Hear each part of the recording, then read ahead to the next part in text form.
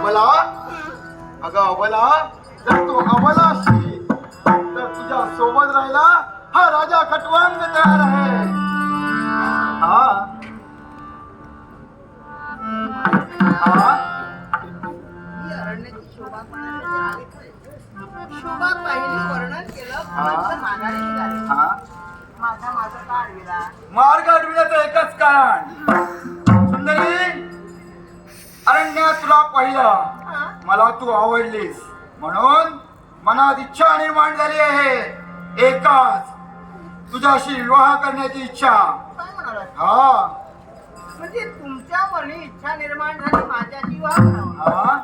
हा आता एखादी स्त्री आणि एखादी मुलगी सुंदर असेल तर एखाद्याला भावना निर्माण होते की आपण या स्त्रीशी विवाह करावा. बरोबर, हीच इच्छा. हा एका मनाने होत नाही. चालतो, हे आम्हाला एका मनात विचार जेवढी करतो, त्याचवेळी तो विवाहामध्ये प्रेमामध्ये रूपांतर होतं. बरोबर. आणि म्हणूनच म्हणते हा हा आपला विचार आहे, आमचा नाही. कारण हा. आम्ही हा विचारही करणार नाही, कारण आम्ही कुणाची तरी पत्नी आहोत. अगं, तू कुणाची पत्नी असू दे, कुणाची माता असू दे, कुणाची भगिनी असू दे, ह्या खटवांगाला काही चालेल, कारण खटवांगाच्या मनात निर्माण झाली ती एकच इच्छा, तुझ्या देहाशी तुझ्याशी विवाह करावा. त्याच इच्छेसाठी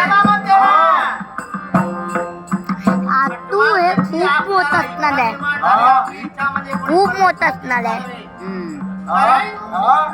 एक मिनिट नाही, 10 मिनिट तरी होणार ते वाटतंय मला. कोणी नसेल, सगळी पायदळी तुडविली. त्या नात्यांशी कसं राहावं हे कदाचित कळत नसेल, पण आम्हाला कळत आहे.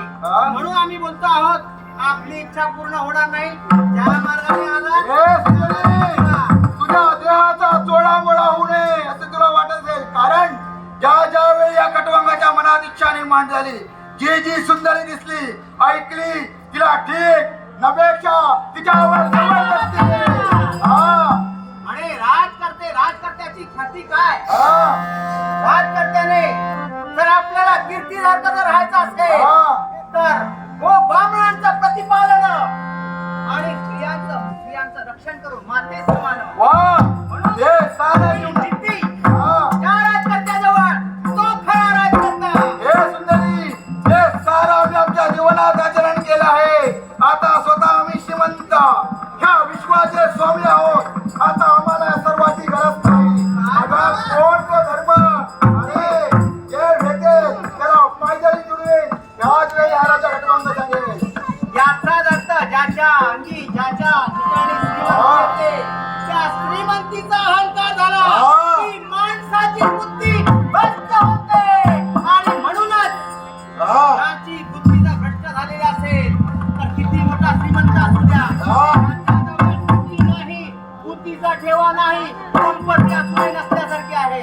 हे सुंदरी, मोठमोठे विचार सांगून कुणाचं पोट भरत असते. स्वतःच्या मनात इच्छा निर्माण झाली ती एकच इच्छा, यावेळी जो तो एकच चिकून जाण्यासारखी आहे. या रुक्मिणीसमोर आपण बोलत आहात.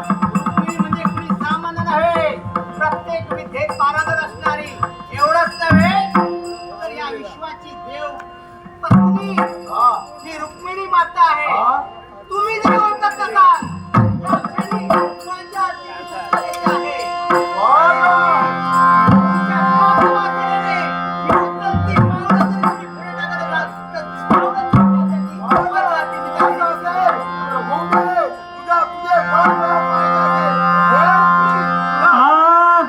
या जन्मावर या सगळ्या